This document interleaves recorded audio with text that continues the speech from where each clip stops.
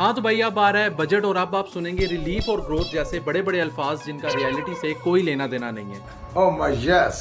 क्योंकि मेरा सवाल आपसे ये है कि पिछले 20 बजट्स के अंदर आपकी लाइफ कितनी चेंज हुई है जो इस बजट से हो जाएगी। देखिए बात ये है कि आधा बजट यूटिलाइज होता है लोन वापस करने के अंदर जो कि है 8 ट्रिलियन रुपीस। अब आप सोच रहे होंगे कि बचा हुआ आधा बजट यूटिलाइज होता होगा एजुकेशन, हेल्थ और इंफ्रास्ट्रक्चर के अंदर, जबकि ऐसा बिल्कुल भी नहीं है क्योंकि बचा हुआ आधे बजट का भी आधा यूटिलाइज होता है ब्यूरोक्रेसी, सैलरीज के अंदर। अब इस सब को निकाल के जो पीछे बच जाता है वही होता है एक्चुअल बजट। इंटरेस्टिंग बात यह है कि जो रिलीफ मिलेगा वो मिलेगा सिर्फ सैलराइड क्लास को क्योंकि आईएमएफ ने अप्रूव किया है। और हैरत की बात यह है कि आईएमएफ का अप्रूवल न्यूट्रल रेवेन्यू पर होता है, यानी कि एक से छीनो और दूसरे को नवाज दो। सोचने वाली बात यह है कि जब इनपुट ही नहीं बदली तो रिजल्ट कैसे बदल सकता है। अब इस बात का क्या मतलब है मैं समझाता हूँ। एग्रीकल्चर, ट्रेडर्स और रियल एस्टेट पाकिस्तान के अंदर पार्शली अनटैक्स्ड हैं, जिसकी वजह से $15 बिलियन का लॉस होता है एनुअली। अब आप सोच रहे होंगे कि पॉलिसीज को क्यों नहीं चेंज करते, तो उसकी वजह यह है कि जिन लोगों ने इस सेक्टर में इन्वेस्ट किया हुआ है वही आपका बजट लिखते हैं। तो मुझे आप खुद बताएं कि जो बजट अब आया है ये 2024 और 25 से कैसे डिफरेंट हो सकता है जब स्ट्रक्चर ही सेम है। इस साल तो 18% टैक्स स्कूल कॉपीज पर भी लगाया जा रहा है,